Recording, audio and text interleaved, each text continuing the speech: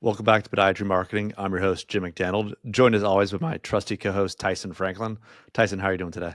I am fantastic today, Big Jim. How you doing? I'm doing well, doing well. Things are good here in Eugene, Oregon. It's American football season, so the town is going nuts for the Oregon Ducks. But yeah, things are good. So, is the Oregon Ducks part of the NFL, or is it a? Yeah, so it's a university or a college team. So the Oh, okay. that's like the big thing. I mean, definitely the NFL is huge over here, but all these different little small college towns throughout the U.S. That have a university. That's what people are wearing in the streets. That's what they're talking about going to on a Friday or a Saturday. So it's a big social thing here in Eugene. Yeah, it's funny. The I went to my first NFL game last year, the Chicago Bears. That was so much fun. But somebody had told me previously that college football in America is bigger than the NFL because just what you said, every town has a college or has a university that somebody either went to and they follow that team. Whereas not every town or every state actually has an NFL team. Yeah, exactly. And there's a lot of tailgating, hours before Oh, the game even that was starts. They're fun. having hot dogs and beers and all kinds of revelry going on at the in the parking lots of these stadiums. Well, yeah, that was probably the highlight of the NFL game was the 3 hour tailgating beforehand, and everyone is half cut. There's just thousands of cut people walking in the stadium, and it's really funny. We've all got our Starbucks cups with us, and or somebody provided Starbucks cups, and they fill them up full of booze. And they said, "Oh, you just walk in with this. You can't take in any other bottles because they check it, but they won't check your coffee cup." And I'm like, it's so obvious. You got thousands of people walking in the stadium with all these like Starbucks coffee cups, and they're all drunk. What do you think's in the coffee cup? But Yeah, go on exactly. through. So yeah, I thought it was fun. Anyway, so if anyone listening to this has never done tailgating before, if you get the chance, you have to do it. It is fantastic. Definitely. Okay, so should we talk about marketing today? Yeah, it's not a tailgating podcast. So let's jump into today's topic. Today's topic is drum roll free marketing ideas that take no additional time. Hmm, Sounds interesting. it does, doesn't it? And everyone's going, all marketing takes time. Well, it does. It does take time. However, the overarching idea behind this episode is to create marketing opportunities while you're in the process of going about your day. So if the opportunity is there, then you should basically take it. So there's a lot of times we're already doing something, and all it takes is just a little bit of extra tweaking, and you can turn it into a marketing opportunity, and you're not actually having to put too much effort into it. That's the Yeah. thought behind this. No, I think you're right about kind of creating some different processes. I think we've talked about it in the past. Before and after photos is one example of this, but I'm sure we're going to get to a bunch of different examples. But if you put it as a part of your kind of normal workup, or your staff is doing something already, you can kind of reap the rewards of that time and effort that was spent doing it, and then getting more visibility for your practice is kind of a win-win. Yeah, well, it's like post and engage on social media. I always find it funny when people will say to me, "Oh, I haven't got time to post anything for my clinic on Facebook." I'm like, every time I'm on Facebook, you're on Facebook. You're always on there. You're posting photos of your coffee and you and the kids at the beach, or you walking the dog. I think so. You are on that platform. You're already there. So if you're already there, then use that platform. Have some things prepared, some photos around the clinic or something that when you're on there for relaxation or to catch up with family or friends, is think about. It'll take you very little time to just then post something about your clinic. It's all you've got to do. And you can do it exactly the same thing on Instagram. I've seen people who say, I don't have any time, but I see them on Instagram all the time, commenting on other people's posts. I'm thinking, so you are there. You're just lazy. Yeah, it's that kind of consumer versus producer mentality. I think a lot of people just like to consume and consume and consume this kind of content, but they don't realize if they spent, a tenth of the time, maybe a fifth of the time, producing instead of consuming, you can get a lot of good information and a lot more visibility for you and for your practice out there. Yeah. And even LinkedIn, like that is a completely different beast. It's a different thing to, I think, your typical social platforms like your Facebook and Instagram. But I've seen the same thing where there's a lot of people that have the opportunity to post on LinkedIn, but I see them, like you said, I see them consuming a lot and I see them commenting a lot, or they may even post the occasional thing on LinkedIn that is, it's sort of business related, but they don't promote their clinic or their speciality, something that they're interested in. They don't promote that when they actually have the chance to do it. Yeah, it's a lost opportunity there. Like you said, the kind of consumer versus producer side of things. And if you're already on the platform, why not spend a little extra time producing instead of just scrolling and liking and, saying good job on LinkedIn? Yeah, good. Well, congratulations is always a good one. And yeah, little emoji or something like that at the same time. But it only takes a few minutes each day to post something about your business or to try and promote it on one of these social media platforms. But all it really does is take a little bit of planning. Look at your month ahead. What are we doing? What have we got coming up? What have we previously done? And then thinking what you're going to post. Because sometimes, like, I'll go to my phone and I will be certain things that I know that I've done over the last couple of weeks. And sometimes I'll go through the photos and go, I'm not going to post them now, but I might post this in a couple of weeks' time. And then I'll just say, hey, this is something we did a couple of weeks ago. It doesn't necessarily have to happen today to make it relevant. It can happen a couple of weeks ago. I think that's a good point. You can kind of, kind of collate or kind of collect some things that maybe have a similar topic or a similar theme, and you have some content there for a couple of weeks or for a month of something that is a similar way of getting visibility. And like we talked about in the past, just because you post about something like every day or every couple of days, the majority of your followers are probably not going to see it, whether it be on No. LinkedIn, Instagram, or Facebook. So you might feel self-conscious about posting something similar, 5 days in a row. But to be honest, unless you have, some super fans like we do for this podcast, Oh. they're not gonna see it, and they're definitely not gonna judge you for it. So don't be shy about kind of sticking with a specific message or a certain topic multiple times or for multiple posts. I was just playing around with the setting. I think it was a little bit high, but that's all right. I'll be able to sort it out, make it sound good.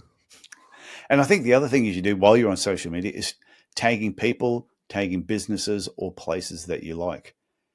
And even introduce both of them into whether it's your personal pages. So I think when it's got to do with your business, you should be posting something about your podiatry business in your personal pages. And if you go, I don't want to annoy my friends, if you're annoying them, they're not your friends. And I've seen people where I've said this to them, they go, oh no, I'd hate to annoy my friends. But then you go and look through their posts and they've posted something about their friend's bakery, a butcher shop, the person that they know there, the coffee shop that they go to. I'm going, okay, so you'll annoy your friends with your cup of frigging coffee that you have every second day, but you won't annoy them with something that could actually be beneficial for them or somebody that they actually know.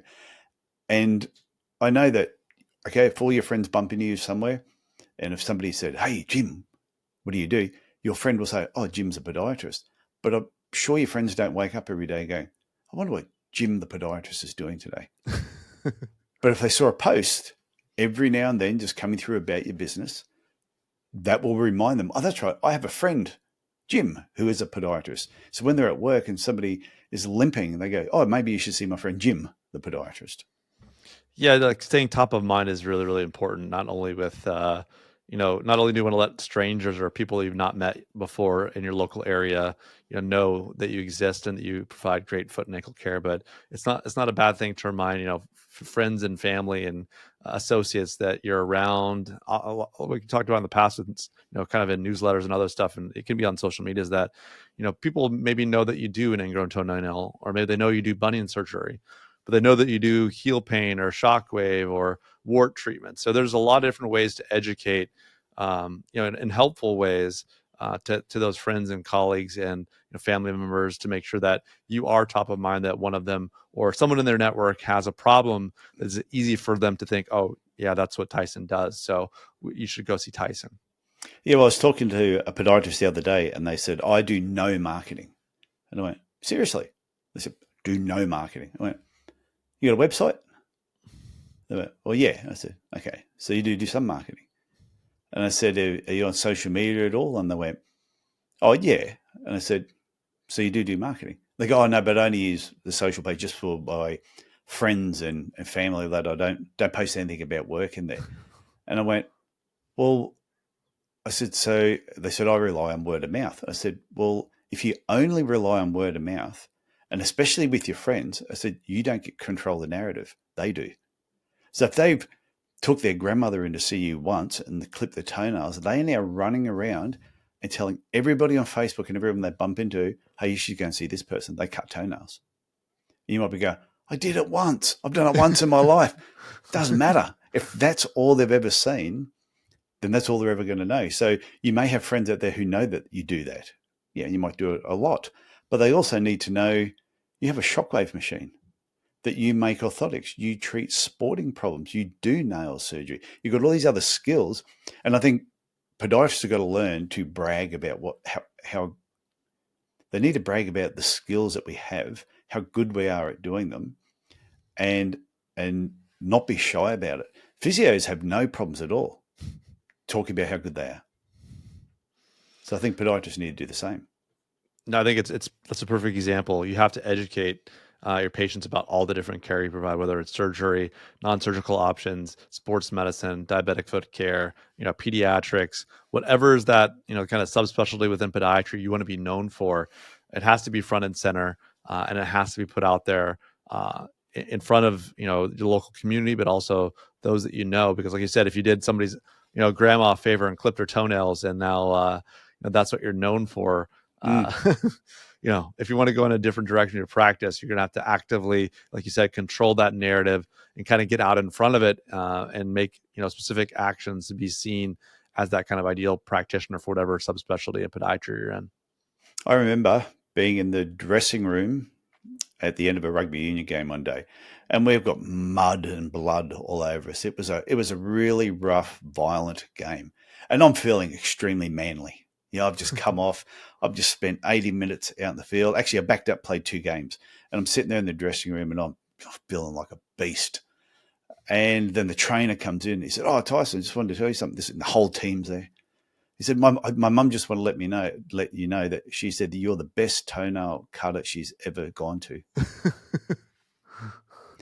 My whole manhood just disappeared in a puff like that, and I just went, "Yeah, thanks, Steve. That was fantastic." And he didn't mean anything bad by it, right? Because his mum actually said I was the best toenail cutter she'd ever been to. But that was such a small part of what I did. Now, fortunately, there are a lot of people in the team that I had treated and done other things with. But right at that time, I'm thinking, wow, if nobody else in the team knew what I did, and that was the narrative that they created, I'm now the toughest toenail cutter in Cairns. Mud, blood, and toenails. Some good marketing slogan there. But the other part with social media too, I think it's also in your business pages, is don't be afraid to let patients into your world a little bit. If you've done something like I'll just show you this photo that people watching the video will end up seeing this. Porn. No, just joking. So this picture here you can see. Food porn. You mean food porn? Food porn, yeah. And that was a smoked silverside, smoked corned beef that I did, and it ended up turning out. It's like the idea is to make it turn into pastrami. Mm-hmm. It was beautiful. It was really nice. Now, I did that on the weekend. I posted on my personal page. A few people went, "That looks absolutely fantastic." But why not post that on my podiatry page as well? It would let my patients know, hey, this is what I cooked over the weekend. What did you cook? And I'll guarantee if patients see that come through, they're going to comment. One, they'll say, wow, that looked really good. Or they're going to post something. And to me, that's how you engage with the patients. Now, have I given them my address with this photo? No. Have I? You didn't invite them over to partake in that succulent? No. No, I didn't invite them over. I didn't have a photo of anything. That what I've done is let them know a little bit about me. And you can do this over a number of years, that all of a sudden they feel like they really know you well, but they only know what you've actually shared with them. And I think that is an opportunity where podiatrists can really just connect with their patients.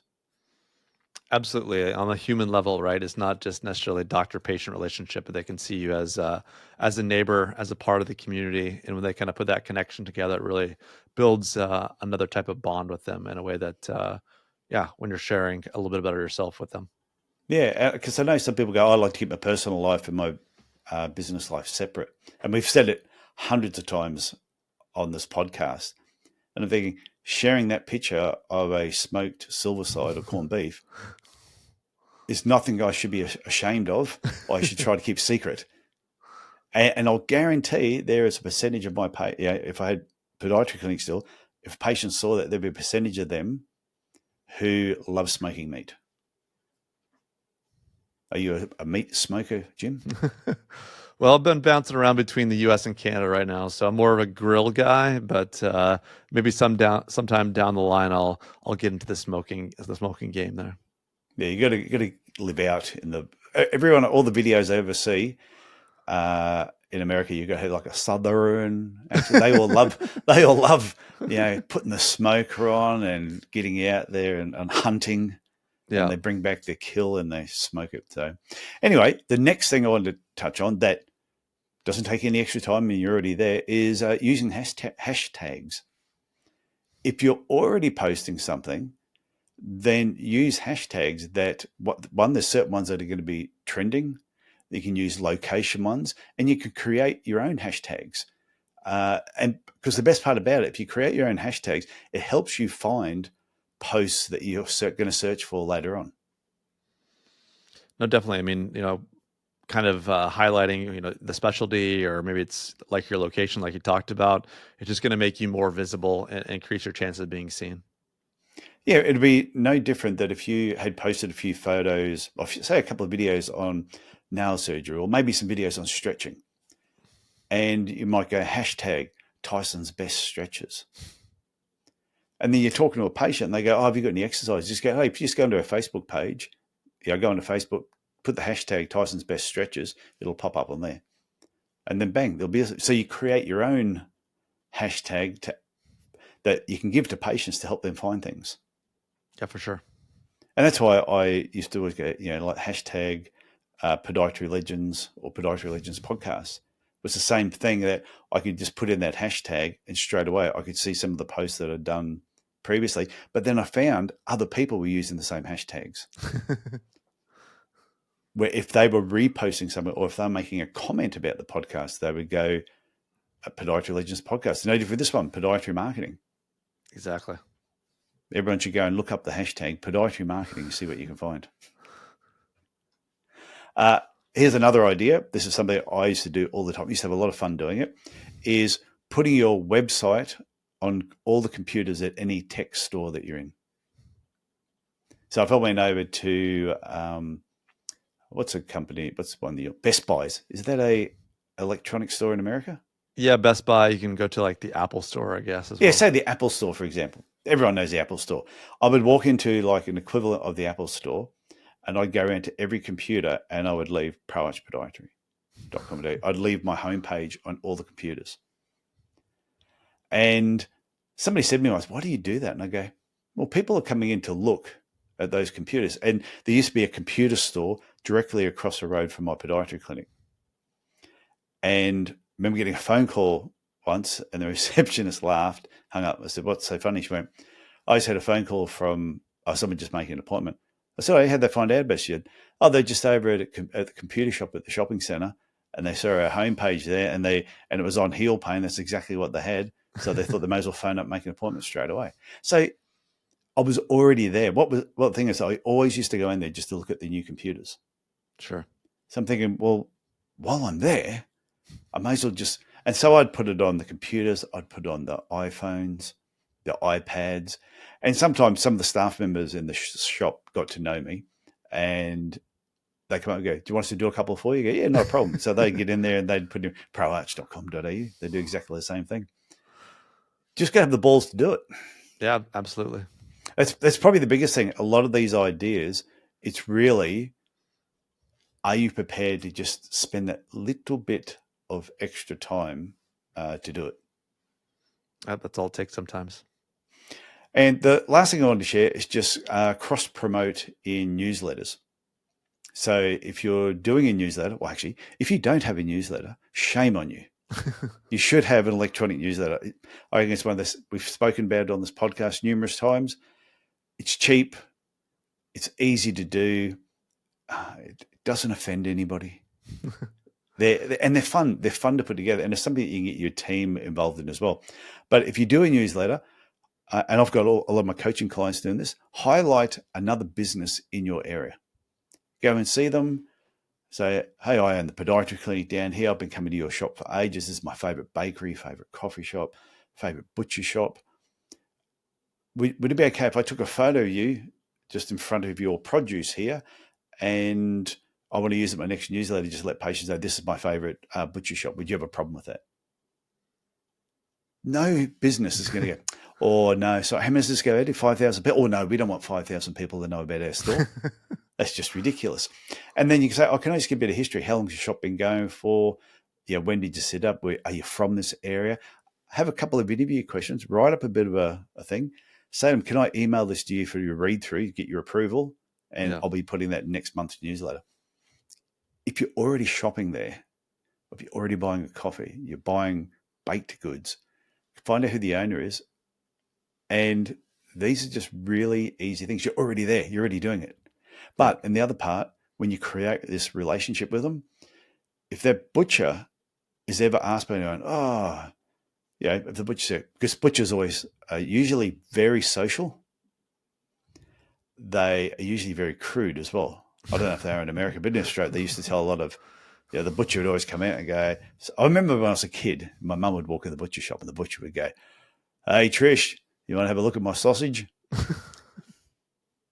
And that was just an ongoing, that was like the sausage jokes. Anyway, but if you set up that relationship with them, because butchers are very social and they talk to the same regular customers all the time, and they go, hey, Jim, how's your day going? And you go, oh, yeah, great. But my foot's killing me. I know a podiatrist. Yeah, I know a guy. Exactly. Sounds like the mafia. I know a guy. I know a guy knows a guy. Yeah.